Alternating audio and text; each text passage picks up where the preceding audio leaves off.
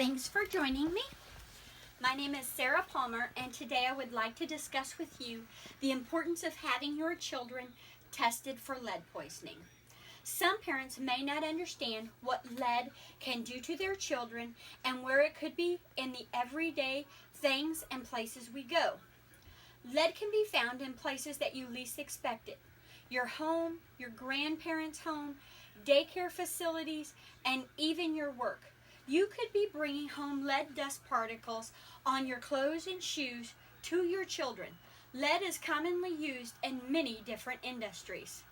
Not only your children can be affected, but so can you. Be aware of what you work with is important, especially when you are taking those things home. Speaking of your home, any home built before 1978 could contain some lead-based paint. 21% of Missouri housing was built before 1950, when high lead content paint was used, per the Missouri Department of Health and Senior Services, preventing lead poisoning. This paint could be hiding in your home, your parents' home, and even the daycare facility that your children could attend. The deterioration of this paint can cause lead poisoning.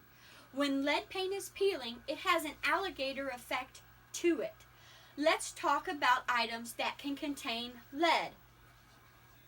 Lead in your home, a parent's reference guide published by the EPA states lead can be found in many products such as cosmetics, gas, and some painted toys and furniture that your children may play with and use every day.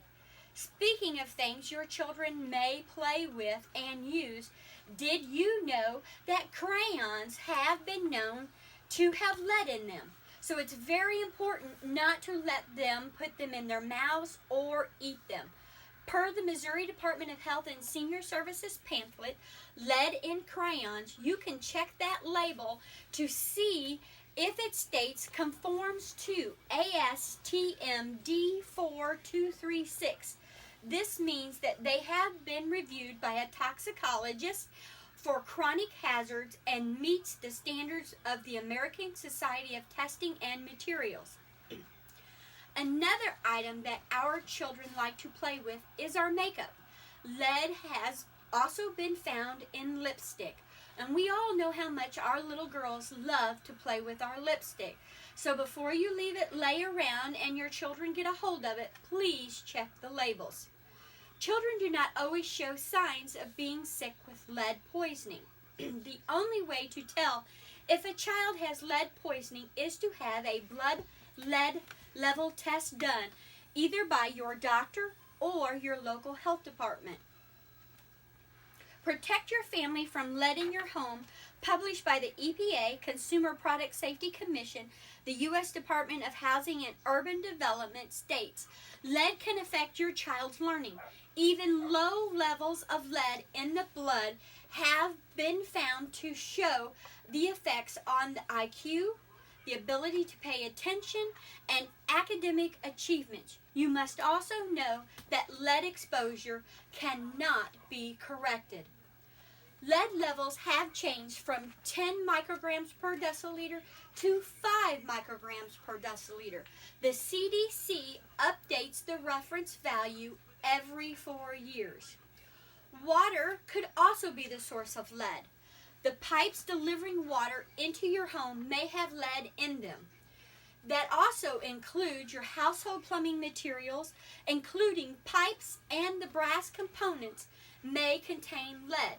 Private wells can contain lead. The materials used in water well construction may have contained lead. In certain areas in Missouri, lead contamination has been found in groundwater due to naturally occurring lead deposits and from past and present lead mining. Lead water for testing your drinking water for lead pamphlet published by the Missouri Department of Health and Senior Services is where that information came from. Pregnancy and lead poisoning flyer published by the Missouri Department of Health and Senior Services, states that lead poisoning can be transferred to unborn babies. Elevated lead levels can cause miscarriages and stillbirths, can also have high blood pressure in pregnant women. Babies can be born too soon or premature, or too small or low birth weights. Warning signs and symptoms for lead. 1, there really are no symptoms. When lead is present in the blood, you could have symptoms such as headaches, abdominal pain, loss of appetite, and a metal taste in your mouth. I am hoping that I have given you a few facts that you may not have known, so that you know what to look for. Having your child tested and giving them healthy diets can help them in the long run. Lead poisoning is preventable, and knowing a few facts about where your child is and what they are exposed to can help prevent lead poisoning. Remember, most homes built before 1978 may contain lead paint. Breathing in dust and or eating paint chips from deteriorating paint can put lead into your child's system. You must also remember that if you have had your paint tested in your home, it could still be in the soil and the pipes, and if you have a well. Old painted toys, crayons, and some cosmetics also contain lead. If you notice your child showing signs of lead poisoning, you can have them tested at their local doctor's office or your local health department. Thank you.